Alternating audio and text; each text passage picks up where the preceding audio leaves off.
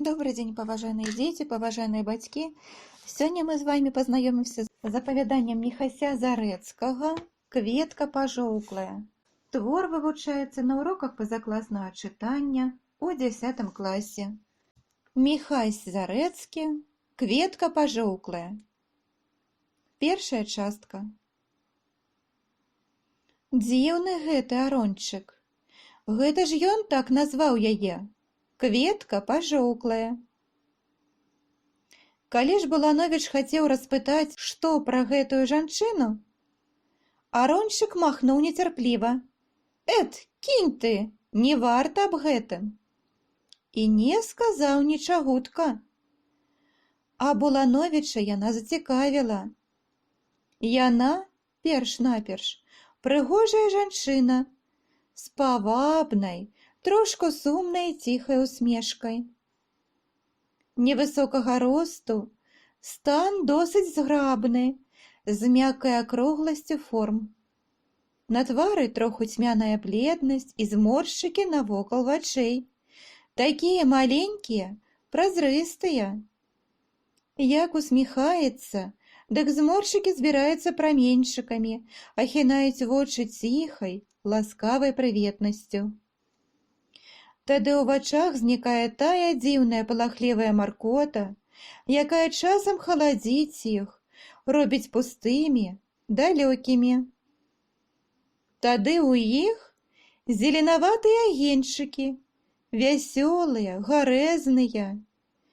І зірнуць тады ў іх, дык не стрываеш, каб не усміхнуцца самому. Бо зеленаватыя агеньчыкі, яны пранікаюць дужа глыбока, соладка казытаюць сэрца і поўняць яго нейкім гуллівым уздымам. Булановіч даўно чуў пра яе, але пазнаёміўся толькі нядаўна. Так было. Хадзілі разам з арончыкам дзіцячыя дамы аглядаць. Зайшліся аж на саменькі край горада. Туды, дзе раскошнымі купамі сады разгарнуліся, дзе пачынаюцца дачы. Дом нумар 30. На Чэрвеньскай вуліцы. Жоўценькі, свежы, ззяе вясёлымі вокнамі, задорна усміхаецца зграбнымі высокімі ганкамі. Як увайшлі яны ў дом, плоймай абсыпалі дзеці. Зазвінелі ўвушшу звонкім смехам, вясёлым, бязрупатным. Сярод іх выхавальніцы плаваюць зважна, напускаюць на твары салодкую усмешку. Яе не было, Булановіч адразу заўважыў. Спыталіся, дзе загадчыцы дому? Дзеці хорам бязладным: у садзе. Цёця Марына ў садзе, мы паклічам, зараз. І пабеглі на выперадкі. Праз хвіліну яна прыйшла, у простай сукенцы, у фартуху. Відаць, нешта ў садзе рабіла. З арончыкам па-сяброўску спаткалася. Арончык, якім ветрам цябе прынясло? Руку паціснула моцна, парыўчата. З Булановічам тоже прывіталася, зірнула з цікавасцю, сказала выразна: гарнова, і затрымала погляд на ім, але на момант адзін зараз жа вярнулася да арончыка. Ну, чаго прыйшлі? Рэвізію навозіць? Вядома, бо да вас, мусіць, ад самага стварэння свету ніхто не прыходзіў. О, не, якраз памыліўся. Такога дабра, як вы, заўсёды хапае. Надакучыла нават. Булановіч усміхнуўся. А вы б гэткіх гасцей мятлой выганялі. Эканоміка не дазваляе. На мётлы нам мала грошай даюць. Ну, але што ўжо з вамі рабіць? Хадзем. Глядзеце нашае царства. Як аглядалі дом, Булановіч увесь час сачыў за гарновай. Думаў сабе, няўжо гэта тая, пра якую калісь гаварылі так многа? якую ведаў блізка ўвесь горад. І дзівіўся. Здаецца, нічога асаблівага. Прыемная жанчына, прыгожая, вабная, столькі жаноцтва ў ёй, столькі ласкі, да дзяцей асабліва. І гэта тая, перад імем якой часам дрыжэлі нашыя ворагі? Гэта яна? Як агледзелі ўсё, зайшліся ў пакойчык, што лічыўся канцылярыяй дома. Там сядзелі, гутарылі. У часе гаворкі Булановіч спытаўся: «Скажыце, калі ласка, ці здавальняе вас гэтая справа?» І ўбачыў тады, як вочы ў Гарновай працяліся холадам, пустатой, як засвяцілася ў іх нешта такое, што падобна было да спалоху або да нейкай палкай, балючай журбы. Загаварыла новым, ціхім і працяжлівым голасам. «Ці здавальняе, пытаецеся? Як вам сказаць? Усяк бывае. Бывае так, што і зусім здавальняе». Яна змоўкла, задумалася. Булановічу прыкра стала. Каяўся, што аб гэтым пачаў. А Арончык бесцырымонна ляпнуў ёй па плячы. «Ну, ты ўжо і насупілася, яшчэ раскіселішся часам». Арончык, відаць, добра ведае Гарнову. Ды не дзіва, Булановіч тут новы зусім чалавек, а Арончык тут самага свайго нараджэння. І вядома яму ўсё чыста, што было ці што ёсць тут, у горадзе. Гарнова, аднак, не звярнула ўвагі на Арончыкаў жарт. Праўда, усміхнулася, але усмешка была ўжо не тая. Булановічу было не па сабе. Адчуваў сябе нібы вінаватым у тым, што настрой у яе сапсаваўся. Трэба было нешта сказаць, працягнуць гутарку, і ён пачаў гаварыць аб карыснасці працы па выхаванні дзяцей, аб новых кірунках у гэтай працы. Выйшла яшчэ горш, бо ў голасе яго неяк міжвольна праточылася асцярожнае спачуванне. Быццам хацеў угаварыць, улашчыць.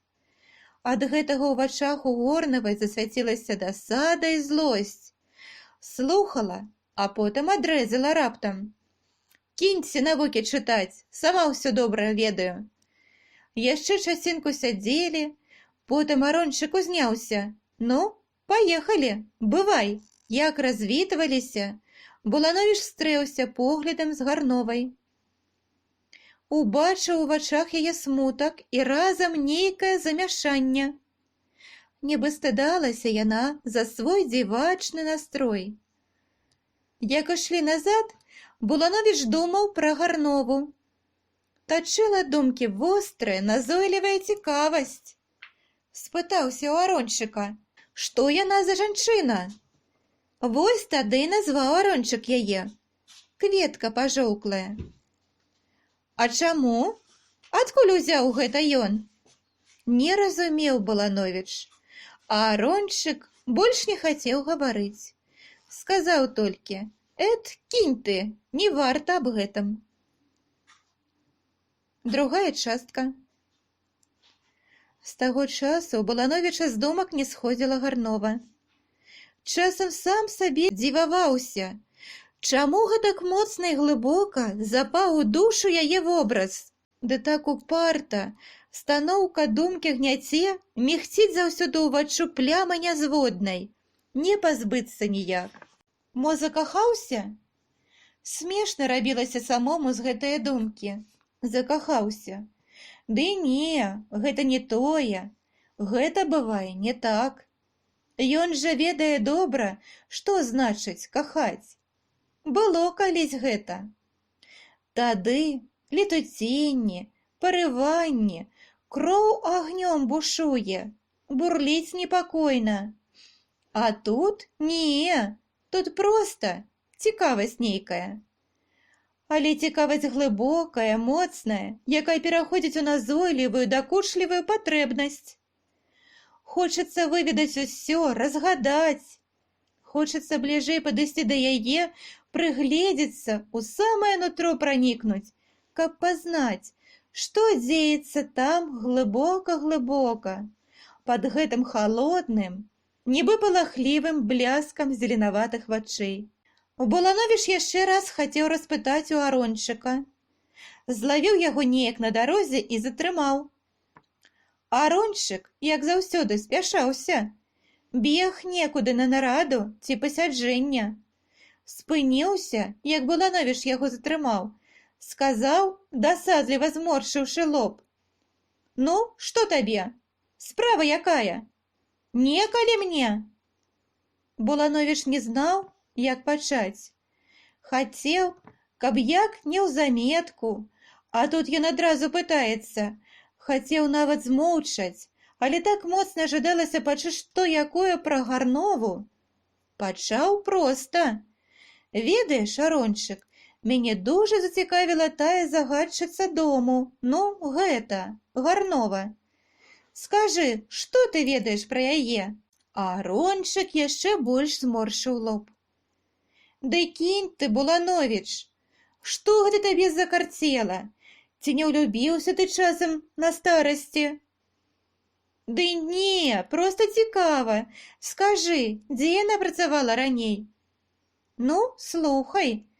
Працавала ў надзвычайнай камісіі, займала важную пасаду, добра працавала, была вядома ўсім тутэйшым контрам, як спрытная чэкістка з пільным вокам і сталёвай цвёрдасцю. Ну, а потым нешта змянілася, страціла свой запал, энергію. Цяпер, сам ведаеш, закапалася ў дзіцячым доме, гатуе нам моладзь на змену. Ну, годзе? Бывай, бо мне да душы няма часу». І пабег. Пакінуў у Булановіча яшчэ большае незадавальненне. Аж разлаваўся ён на Арончыка. «Чорт нейкі, бегае, ніякае, ніколі сталага месца не мае, нават пагутарыць часу няма». А думкі, як і раней, гняло цяжкое дакучлівае пытанне і ўваччу лунаў бледны твар з загадкава халоднымі, поўнымі смутку вачмі. Праз колькі дзён была агульнагарадская партыйная сходка. Булановіч прыйшоў у тэатр яшчэ тады, як жоўтыя рады крэслаў бяздушна блішчэлі з сухой пустатой, і толькі дзе-нідзе самотна чарнелі невялічкія купкі людзей, парушалі гулкую цішыню бубнявой гаворкай. Булановіч сеў адзаду, на самым праходзе, сачыў пільна за дзвярмі, якія што далей, то часцей і часцей расчыняліся, прапускаючы новых людзей. Чакаў яе, Гарнову. З дасадай адводзіў вочы ад незнаёмых людзей, зноў і зноў упінаў іх у дзверы. Прабег Арончык у грунь з партфелем пад пахай. На хаду прывітаўся з ім, нібы задзівіўся.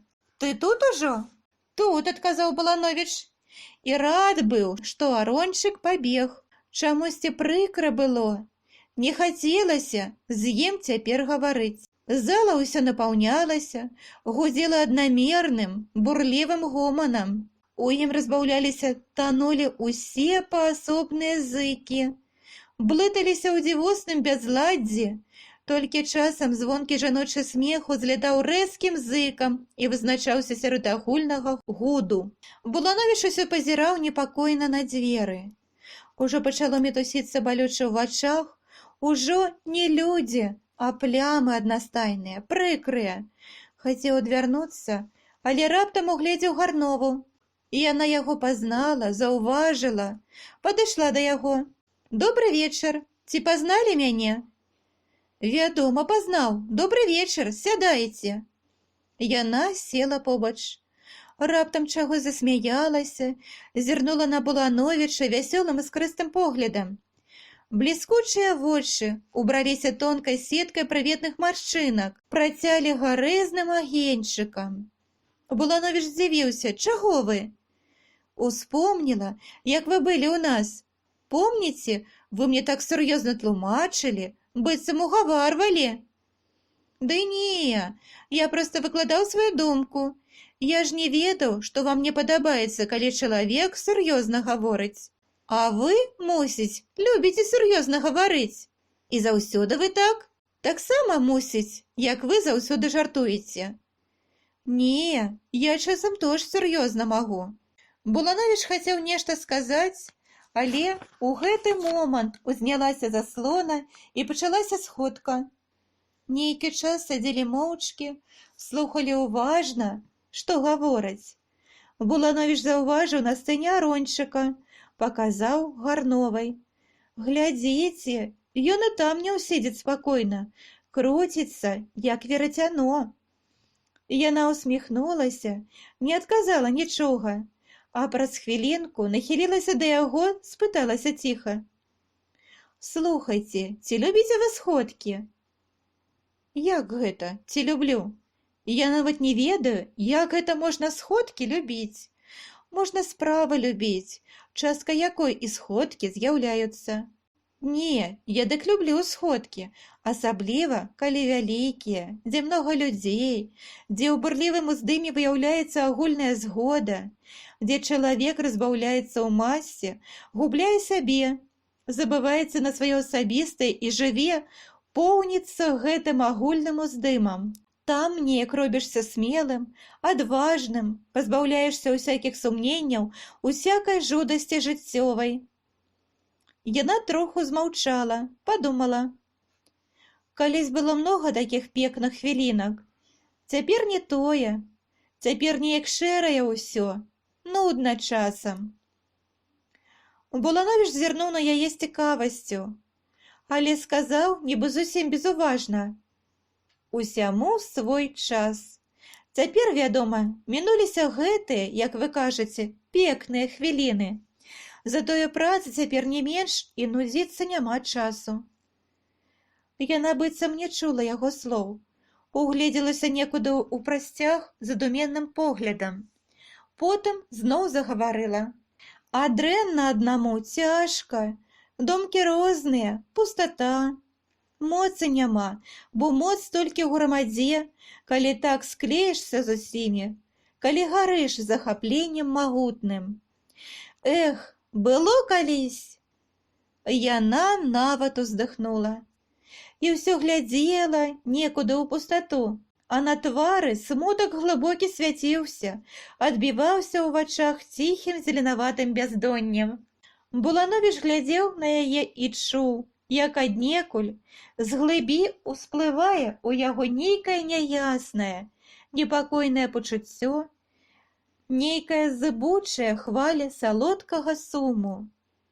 Быццам перадаваўся яму настрой Гарновай, быццам той смутак, што халодным бяздоннем спавіў яе вочы, быццам ён і яго захапляў, блізіў да яе, навяваў глыбокую сімпатыю да гэтай жанчыны. Булановіч зрабіў над сабой патугу і абярнуўся да сцэны. Гвалтам прымушаў сябе слухаць прамоўцу, стараўся ўкласці ў мазгі кожнае слова, кожную думку, каб толькі развеяць гэты непатрэбны настрой. І выходзіла так. Словы запаміналіся, сказы ускладаліся цалкам у галаву, біліся там, гудзелі гудам траскучым. А недзе ў глыбі ціхенька, але ўпарта вілася асобная думка, дакучлівая, настойная, свідравала нутро цурочкам ціхага суму. Як злавіў сябе Булановіч на думцы на гэтай, узлаваўся і на сябе, і на Гарнову, прашыў. Калі так, дык пайду. І хоць нешта цягнула астацца, нешта прыкоўвала да месца, перамог сябе, узняўся. Ну, я пайду. У мяне ёсць надта пільная справа. Бывайце. Стараўся не глядзець яе твар, не бачыць яе смутных вачэй. Яна затрымала яго руку, сказала шчырым прыяцельскім голасам. Слухайце, заходзьцеся вы калі-небудзь да нас. У нас да душы няма ніводнага чалавека, з якім можна было б пагаварыць. Ён усміхнуўся. Дзякую за камплімент. Не, сапраўды, Калі будзе час вольны, прыходзьце. І калі ўжо завярнуўся ісці, дадала: буду чакаць. Добра, можа, калі прыйду. І выйшаў. Па вуліцы пасягаў шпарка, размашыста, бубнеў сабе пад нос. Ого, іш ты, як яно! Так часам і сапраўды ў гісторыю ўлезеш. Так і вабіць, так і зацягвае, быццам якое бяздонне таемнае. Не, брат, пачакай, не паддамся. Не хлопчык маленькі. Во толькі сход прапусціў нізавошта. Гэта так ён казаў, заўпэўніваў сам сябе ў гэтым. Хацеў, каб так думаць. Але думкам хіба загадаеш, хіба прымусіш сваё ўяўленне не маляваць таго смутнага твару, тых вачэй выразлівых, ахінутых зеленаватай пялёнкай таемнага суму. Трэцяя частка. «Дядька Буланович, вам тетя Марына записку прислала!» Буланович няўцямна зірнуў на маленькую дзяўчынку. Адразу нават не ўспомніў, не зразумеў, у чым справа. Потым схапіўся. Гарнова. Узяў невялічкі кавалак паперы, разгарнуў. «Таварыш Буланович, прошу вас прыйсці сёння ўвечары да мяне. Маю сказаць нешта важнае. Гарнова». Нешта мае сказаць, просіць прыйсці. Што за штука? І ён пачаў рабіць розныя здагадкі. Углыбіўся ў думкі, на дзяўчынку забыўся. Тая пра сябе напамянула. Цёця Марына прасіла, каб адказ далі. Адказ? Які ж адказ? Пайсці ці не? Але чаго ж там? Баіцца ён хіба, ці што? Вядома, пайсці. Нават цікава, што скажа яна. Перадай, што добра. Бывайце. У Булановіча думкі роілам завіхрыліся, зблыталіся ў зыбучы, бязладны клубок. І толькі да болю яскрава, выразна стаяла ў галаве турбуючым гнётам. Што яна скажа? Цэлы дзень мардаваўся сярод плоймы напружаных думак, здагадак. А як горад уже захінуўся ў душную вопратку летняга вечара, пайшоў да Гарновай. Дзіўна бывае ўвечары на ўскраіне горада. Па завулках крыўлястых, вузенечкіх, па куточках прытульных, змрок ніякая неяк старожка, цікуючы, хавае ў сябе пад палой усё чыста, на абрысы прадметаў воўну накладае, густую. Робіць іх акруглымі, мяккімі, абымае, сціскае будынкі чарнатой непрагляднай, цалуецца з вокнамі, бліскучымі засланкамі і ціха, бязлюдна ў завулках глухіх. Як ідзеш, толькі гукі ўласных крокаў раскідаюцца гулкай чаргой, прабіваюць пухкі застой цішыні. Ды часам насустрач пераборам блытаным прыляцяць з-за рога нечаканыя крокі нейкай кампаніі. І дружная гутарка, смех раптам абудзіць напружаны спакой. Выбухне ўраз маўклівыя цемры, празычыць над вухам і неўзабаве сціхне недзе адзаду. Здалёк яшчэ раз адгукнецца гулліва-прарэзлівым смехам. Булановіч ледзь адшукаў той дом, дзе калісь быў разам з Арончыкам. А знайшоўшы, часінку стаяў, не важыўся ўваходзіць. Збіраў думкі да ладу, апошні раз меркаваў, як яму лепш абысціся з Гарновай. Потым узняўся на ганак, таргануў моцна званок. Выйшла незнаёмая жанчына, мусіць, з выхавальніц тутэйшых. Яго, пэўна, пазнала, бо запрасіла адразу. «Заходзьце!» І павяла некуды ў задні пакой. Перад дзвярмі Булановіч спыніўся, азірнуўся здзіўлена. За дзвярэй няслася жвавая гутарка, смех. Відаць, сышлася нейкая вясёлая кампанія. Але ўжо позна было разважаць. увайшоў следам за жанчынай, што яго прывяла. Перш-наперш убачыў Гарнову.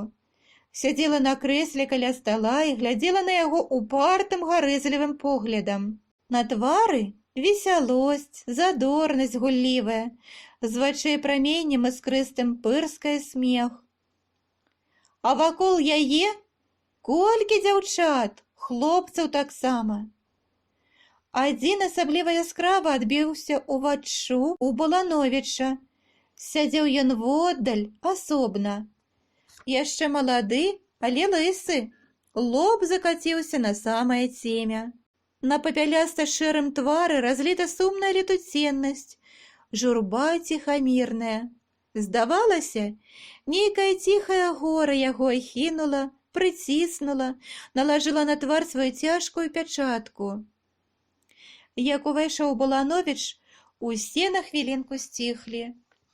Вітаючыся з імі, шчупалі прыкрымі цікавымі поглядамі, а потым зноў загаварылі, не зважалі больш на яго. Балановіч сеў воддаль і не знаў, што рабіць. Расло ўнутры незадавальненне. Лаяў у думках сябе, што прыйшоў і меркаваў, як бы хутчэй уцячы. Гарнова падышла да яго, села поплеч. «Я думала, вы не прыйдзеце. Я чакала вас дужа, сапраўды». Балановіч зірнуў на яе з здзіўленнем. «Я не разумею ўсё-ткі, што можа ў вас быць такога, аб чым пільна трэба сказаць мне». «Ёсць нештачка. Не надта пільнае, праўда, але не, дужа пільнае, такое, з чым нельга чакаць, з чым я не магу, не ўмею чакаць». Вочы яе загарэліся шчырым агнём. Балановіч адвярнуўся, не мог глядзець у гэтыя вочы. Цягнулі яны да сябе чароўным магнесам, абуджалі ў грудзях бурлівае, палкае.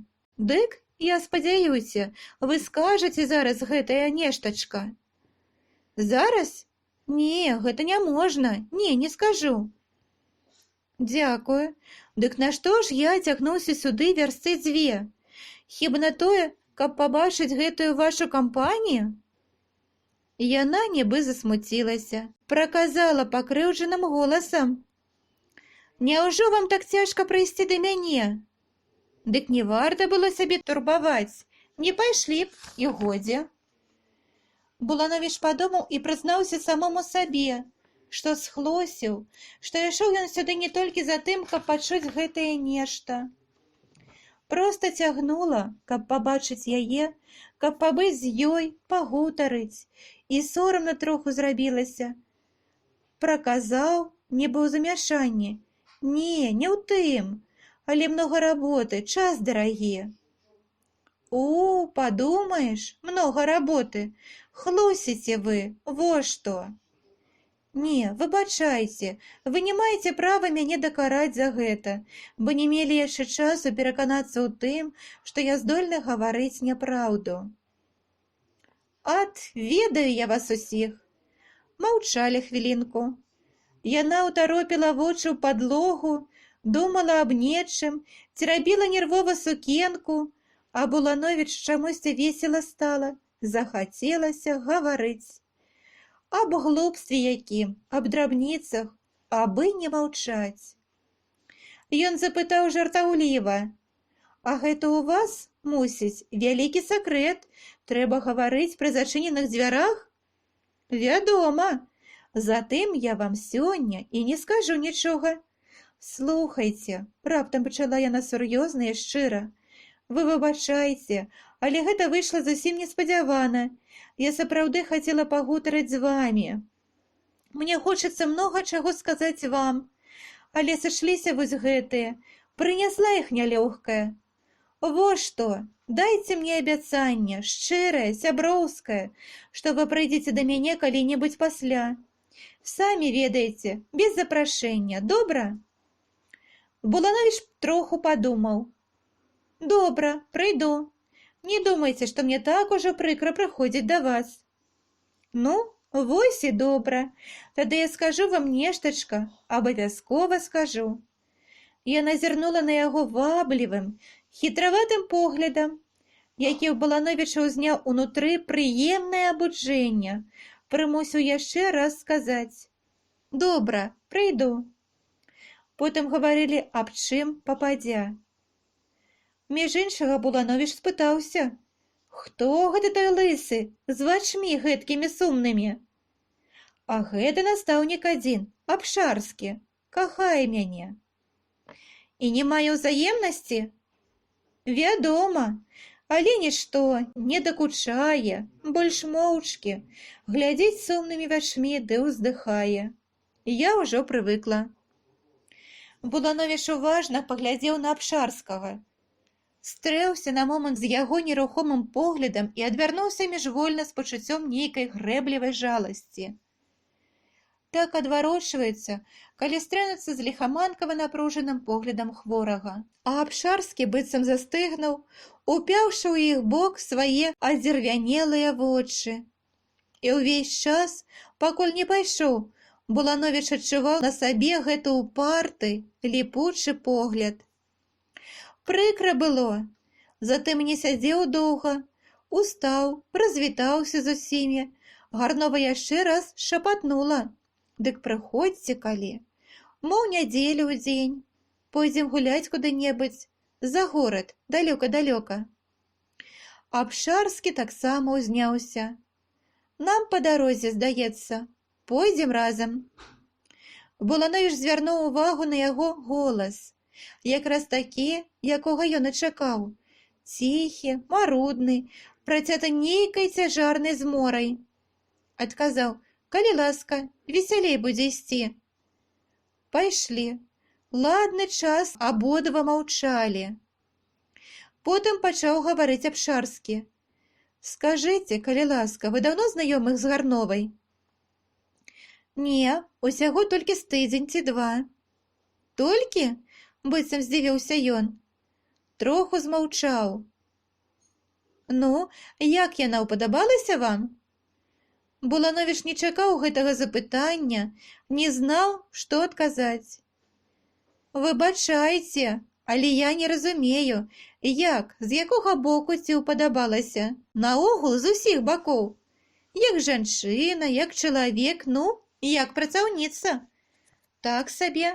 Булановіч наўмысля адказаў так безуважна. Чакаў, што будзе далей. «Не, мусіць, вы мала яе знаеце. Яна надта добрая жанчына, такая хорошая, ласкавая, ветлая. Я скажу вам ад шчырага сэрца, што такую жанчыну трудна знайсці. Колькі ў ёй жыцця, колькі прыгожых чароўных рухаў душы. Яна быццам саткана ўся з дзівосных перажыванняў, з квяцістых мар, з хараства незвычайнага». І пайшоў. Пацягнуў сваім ціхім, аднатонна пявучым голасам. Здаецца, не зважаў ён ні на Булановіча, ні на ўсё, што навокал яго. Углыбіўся ў сябе, сам сабе гаварыў. А Булановіч думаў: «Ткі не на жартыш ён закахаўся ў яе, бедны паэт. Ці ведае ён, што трухляціна нясе ад яго паэтычных дыфірамбаў, што сам ён выдае нейкім трухлявым паследкам даўно прамінулых гадоў». А Абшарскі ўсё гаварыў, усё выслаўляў сваю каханую. Урэшце ўжо надакучыла Булановічу. Расла дасада, злосць на яго, быццам не мае аб чым гаварыць больш, як толькі аб ёй. І дужа рад быў Булановіч, калі, урэшце, яго падарожнік спыніўся і сказаў: «Ну, я налева, а я направа». Развіталіся. Абшарскі знік у цемры неяк ціха, нячутна, быццам і не было яго тут. Быццам не ішоў з ім Булановіч, а толькі думаў пра яго. Булановіч пайшоў сваёй дарогай, думаў, ідучы. Дзіўны чалавек, не ад міра сего. І наогул было ўражанне ў Булановіча, што акунуўся ён у нейкі асобны, дзіўны свет, у якім ён чужы і яму ўсе чужыя. а гарнова здавалася восеньскай кветкай, якая жоўкне сярод сухога былля і яшчэ песціць погляд сваім астатнім сумным хараством. Дзякую вам за ўвагу. Усяго добрага!